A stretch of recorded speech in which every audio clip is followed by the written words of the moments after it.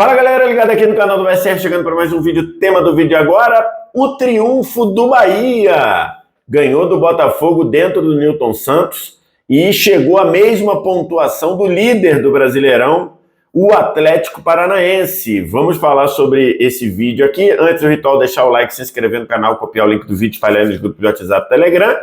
Aquele recadinho para você baixar o app do SofaScore, claro, melhor aplicativo à disposição do mercado aí para você ter estatística de futebol, acompanhamento em tempo real. Vou usar coisas aqui do SofaScore nesse vídeo, então você pode baixar totalmente de graça o app do SofaScore. Só clicar no link que está fixado no primeiro comentário desse vídeo. Estou gravando esse vídeo na manhã de segunda-feira para a gente falar eu tenho que tomar cuidado aqui para não usar a palavra do rival para se referir aos 3 pontos conquistados pelo Bahia, né? Então, se escapar uma ou outra aí, você dá uma perdoada, mas eu vou me policiar para falar triunfo. Para o triunfo do Bahia dentro do estádio Newton Santos, ganhou do Botafogo por 2-1, uma conquista muito grande para o Bahia, né? Com a conquista dos 3 pontos, porque esse trabalho do Arthur Jorge no Botafogo começou bem e ganhar do Botafogo no Newton Santos vai ser algo bem complicado, algo bem difícil. E o triunfo do Bahia, ele mostrou um time muito consistente ao longo do jogo, seja para pegar ritmo no jogo no primeiro tempo, seja para resistir à boa pressão que o Botafogo fez no segundo tempo. Antes da gente começar, queria dar uma olhada aqui na tabela de classificação, tá? Então essa é a tabela que eu peguei lá no app do SofaScore. Tem classificação, por exemplo, em tempo real, na hora que o jogo está rolando, atualiza a tabela no tempo real. Então o Furacão, 10 pontos, líder do campeonato, volta a ser líder do campeonato. O Furacão foi líder na primeira rodada, volta a ser líder do campeonato, porque tem 10 pontos. Ele e o Bahia têm 3 vitórias, mas o Furacão tem saldo 4 e o Bahia tem saldo 2. Então o Bahia tem 10, terminou por enquanto na segunda posição.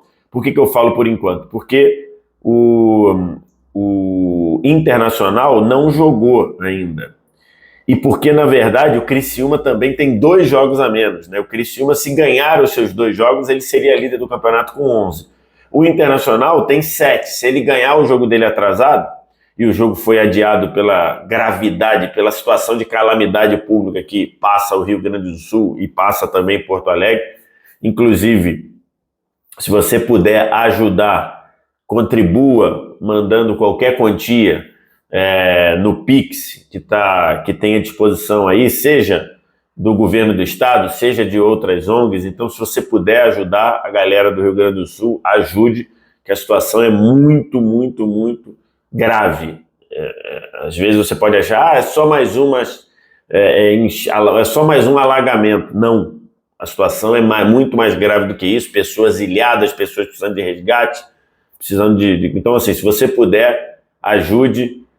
Vou deixar aqui um link na descrição do vídeo para você ajudar, se você quiser, se você puder também. Se você não puder, você está sem grana agora, não pode, espalha isso nas suas redes sociais para outras pessoas serem sensibilizadas e para as outras pessoas serem impactadas e, se puderem ajudar, ajudarem também. Então o Inter não jogou por conta disso. O Inter ganhando o jogo dele, que é contra quem era o jogo do Inter? Deixa eu ver aqui, já te falo. O jogo do Inter adiado foi contra o Juventude. O Juventude foi da Copa do Brasil, o jogo contra o Cruzeiro. Se o Inter ganhasse esse jogo, ele pode ir a 10 também, de repente pode passar o Atlético Paranaense no saldo, pode passar o Bahia no saldo. O saldo do Inter nesse momento é 1. Se ele ganha o jogo, já iria a 2, pode ganhar por 2-0, enfim. Mas a questão essa aqui é a tabela e o Bahia muito bem colocado. O jogo, ele é um jogo assim, e eu vou deixar aqui aquele mapa de momento do jogo, tá? que é aquele mapa que você consegue mais ou menos definir as ações do jogo. E aqui as barrinhas verdes representam o time da casa, o Botafogo, as barrinhas azuis representam o Bahia. Você vê que o primeiro tempo foi um primeiro tempo muito equilibrado, um primeiro tempo sem muitas chances agudas, né? Porque quanto maior a barrinha, quanto mais a barrinha está para cima ou para baixo, mais perto do gol o time chegou, ou o time criou uma chance clara. Então você vê ali que o Botafogo começa bem, tem até um gol anulado, bem anulado, numa batida do Luiz Henrique, que estava impedido pelo lado direito. E o Bahia, aos poucos, foi trabalhando para equilibrar o jogo, ganhando no meio-campo. Um meio-campo aliando muito bem a capacidade de pegada com a capacidade de manter a bola e fugir de pressão. Então, o meio-campo do Bahia, com Caio Alexandre jogando como uma espécie de um primeiro volante, Jean Lucas ao lado dele, o Everton Ribeiro trabalhando pelo outro lado, e aí ora voltando e trabalhando por dentro, ora saindo para construir na frente, e o Tassiano que volta marcando também, tem um poder de uma pegada física muito grande. Na frente o Cauli e o Everaldo. Então o Botafogo teve mais ou menos a iniciativa do jogo no primeiro tempo, e o Bahia aos poucos foi equilibrando. Tanto é que, se você vê aqui, esses 3 pedaços de barrinhas azuis são momentos em que o Bahia estava melhor no jogo, mais ou menos do meio do primeiro tempo até o fim do primeiro tempo. E aí, nesses lances, tem o lance do pênalti, que para mim é um pênalti indiscutível, né? O Hugo tá com o braço assim, a bola vai no cotovelo dele, e pênalti, o Everaldo bateu no alto e fez 1-0. Era um resultado merecido para o Bahia, porque acho que o Botafogo começa melhor, mas o Bahia termina melhor no primeiro tempo. E no segundo tempo, a capacidade de se defender do Bahia foi algo gigantesco. Se você vê aqui, o cenário do segundo tempo já é totalmente diferente. As barrinhas verdes do Botafogo, praticamente o segundo tempo todo, até o momento final, quando o Bahia faz o 2-1, e jogadas mais agudas do Botafogo, né? Inclusive o gol do Jefinho, numa boa trama ofensiva, que a bola foi no gol do Marcos Felipe 2 vezes, e aí no segundo rebote o Jefinho meio que bateu de voleio e fez o gol. Antes desse gol, tem um gol anulado do Botafogo, e um gol bem polêmico, e o Botafogo tem reclamado, e acho até que tem reclamado com uma certa razão, tá?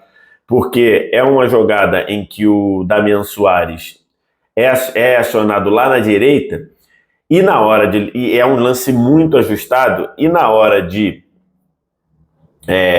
traçar a linha do impedimento, me parece que aquilo que a gente fala, né?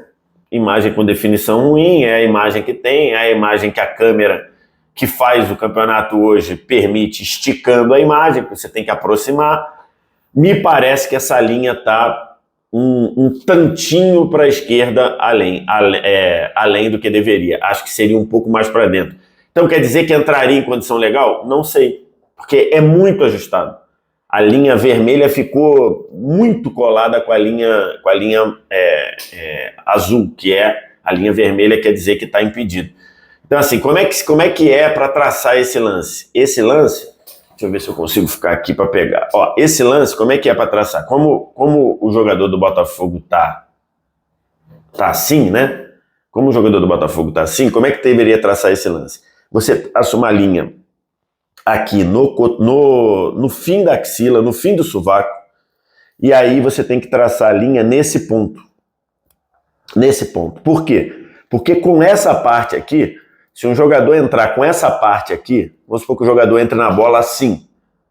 Se a bola bater aqui, no fim da axila, esse gol vale. Se a bola bater aqui, esse gol não vale. Isso é o que está na regra hoje. Então, deveria se traçar uma linha, como se fosse uma linha aqui, e depois desse ponto você traçar a linha do impedimento. Me parece que a linha está um pouco para frente. Então, assim, quer dizer que o gol ia ser legal? Não sei. Não tem como a gente definir. Eu vou deixar aqui as duas imagens usadas no mesmo lance, tá? Porque a imagem do jogador do Bahia, a imagem da linha no jogador do Bahia e a imagem da linha no jogador do Botafogo. A sensação que eu tenho é que a do jogador do Botafogo está um passo mais para o braço do que para o ombro. Então, assim, o Botafogo reclamou, no campo o árbitro mandou, o VAR, né, determinou como impedimento, o árbitro marcou o impedimento. Depois desse impedimento, o Botafogo fez 1-1, e aí ainda continuou martelando. E o Bahia muito sólido, né? Muito sólido. Aí mérito para o Rogério Ceni, que 2 rodadas atrás fez a troca do Cuesta pelo Canu, elevou o padrão ofensivo do Botafogo, do Bahia, fez a troca também efetivando o Everaldo, né, que o Everaldo entra no segundo tempo do Bavi e melhora demais o time do Bahia. E aí o Bahia resistiu demais e o Botafogo foi aos poucos perdendo aquele ritmo. E isso foi mostrado aqui no gráfico de momento do SofaScore, né? Porque você vê, que logo depois do gol o Botafogo ainda tem várias chances, depois o ritmo cai. E aí é o momento que o Bahia faz o 2-1. O Depena, que chegou há pouco tempo do Internacional, entrou muito bem no jogo, dá um passe espetacular para o Ratão entrando em condição legal, né? Ele sai muito na frente, o Rafael Ratão, muito na frente. Aí você fala, tá impedido. Mas não, ele estava completamente em condição legal. E aí quando traçam não sei nem para que traçaram, né? Essa é a verdade. Não sei nem por que traçaram, depois mostram na imagem, traçando a linha da condição do Ratão. Mas, o Ratão tá 2 metros atrás do último zagueiro do Botafogo. Não sei nem por que traçaram. Eles traçam também mais ou menos aqui a linha, né? Mais ou menos igual o que traçaram lá pro Damian Soares. Mas, enfim. E aí ele entra livre, faz algo que eu tenho sentido falta no futebol brasileiro, que você sai na cara do goleiro, dribla o goleiro, pô. Você sai na cara do goleiro, o goleiro tá diminuindo em cima de você, você vai chutar, a chance de você acertar ele é grande, porque ele tá indo ao encontro da bola. Saiu na cara do goleiro, dribla o goleiro, pô. E o Ratão fez isso, o John saiu nos pés dele, ele deu um corte para a direita, empurrou pro gol vazio e foi fazer a festa lá com a torcida do Bahia. O gol foi no lado em que estava a torcida do Bahia, dentro do Newton Santos. E aí esse gol saiu aos 41 do segundo tempo, e basicamente o jogo tinha acabado. Depois ou até antes, né? Antes do gol, 5 minutos antes do gol, o Barbosa, o Alexander Barbosa, zagueiro do Botafogo, entrou como atacante lá para tentar escorar a bola e tudo. Não conseguiu, é uma alteração que não funcionou, e aí o Bahia acabou vencendo o jogo, tá? Grande vitória do Bahia, de um Bahia que depois dessas mudanças do Rogério Ceni, após o jogo contra o Vitória, né? Ou seja, no segundo tempo com o Vitória, ele traz o Everaldo para o time jogar com o centroavante, o time melhora, empata aquele jogo contra o Vitória, e a partir daí foram as alterações do time. O Canu tomou a vaga do Cuesta, o Everaldo tomou a vaga do Ademir ou de outro ponta. E aí jogou assim, ganhou do Grêmio por 1-0, a boa vitória do Bahia na Arena Itaipava Fonte Nova, e ontem venceu o Botafogo bem dentro do Newton Santos. Trabalho do Rogério Ceni aos poucos, ganhando essa solidez, ganhando essa consistência, que muita gente criticou pela perda do estadual para o principal rival, mas começa a ganhar uma consistência. E eu estou deixando aqui os jogos do Bahia nesse brasileiro. A tabela do Bahia nesse brasileiro, o começo, é uma tabela complicada. Na prática, todas as tabelas têm alguma dificuldade ali, mas essa é uma tabela complicada. Por quê? Porque o Bahia começou enfrentando o Inter fora de casa, o Inter apontado com todo mundo como favorito ao título. Depois recebeu o Fluminense, que não faz um bom ano, mas Fluminense atual campeão da América e tudo. E depois fez o clássico estadual, sempre muito complicado, na casa do rival, né, no Barradão. Depois recebeu um Grêmio, um time que está na Libertadores, um time que geralmente vai bem no Brasileiro. E por fim, e agora, na quinta rodada, Botafogo fora de casa, o Botafogo começando um bom trabalho.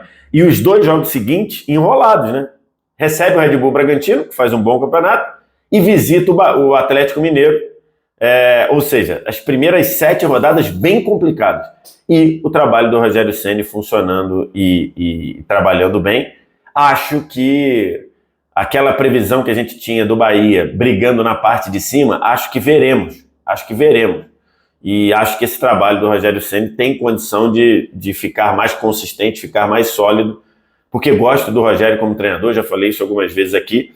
E o Bahia, ainda que o elenco tenha uma ou outra questão, por exemplo, a questão da lateral esquerda, né, que o Luciano Juba tem feito ali, e a gente falou muito sobre isso, acho que é um time com muita qualidade.